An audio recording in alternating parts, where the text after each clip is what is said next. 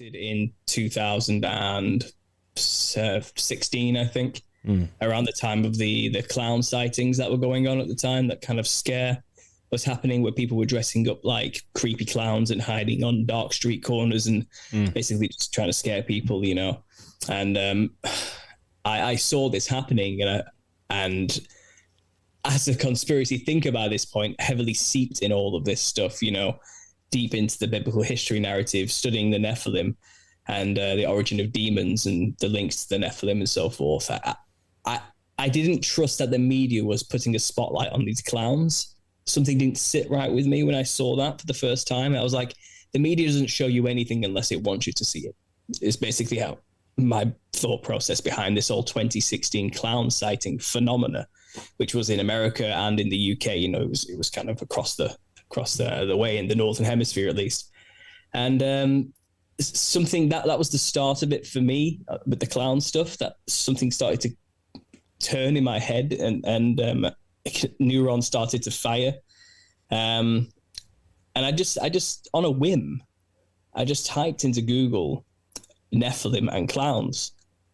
Not really, I don't know what I expected to find. You know, I just did.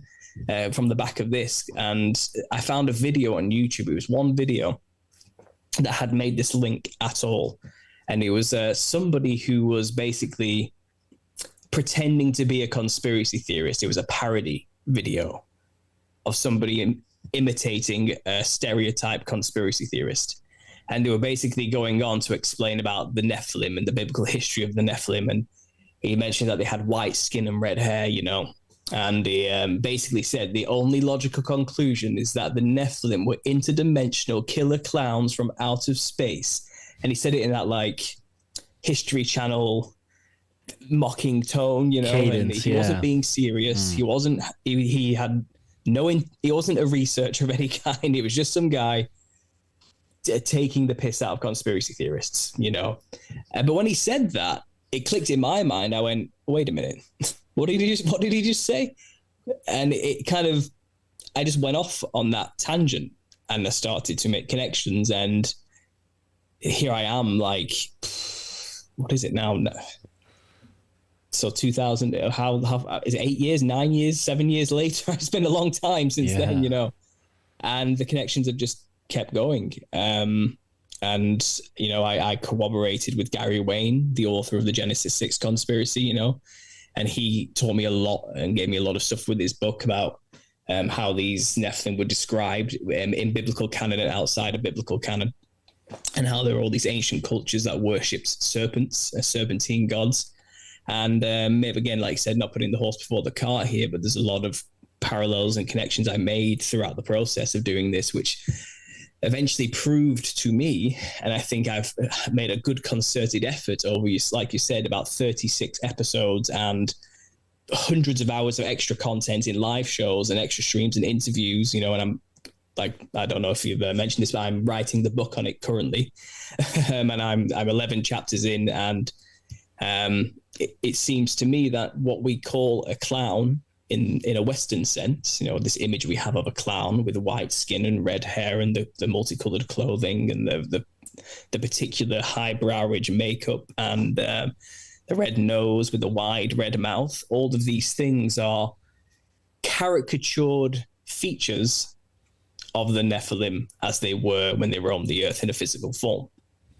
And it seems like the clown, as I've uncovered more and more, is an intentional thing that was created on purpose within the 1800s exactly, as a costume design change to the harlequinades of the medieval period. And it was designed specifically by those involved with secret societies and Freemasonry. I'll drop names later as I go into more detail about it. And it's actually used as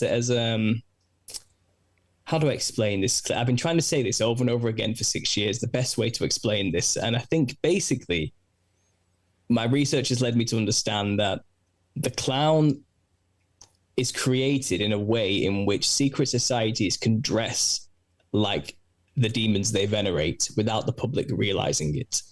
And therefore, they can then perform rituals in front of audiences or the profane masses who wouldn't understand the symbol esoterically. Exoterically, it's just a buffoon there to entertain the masses and make them laugh. Right. Esoterically, it's a direct symbolic reference to their gods, their demon gods. And if you think about it, it just, it's so sinister, because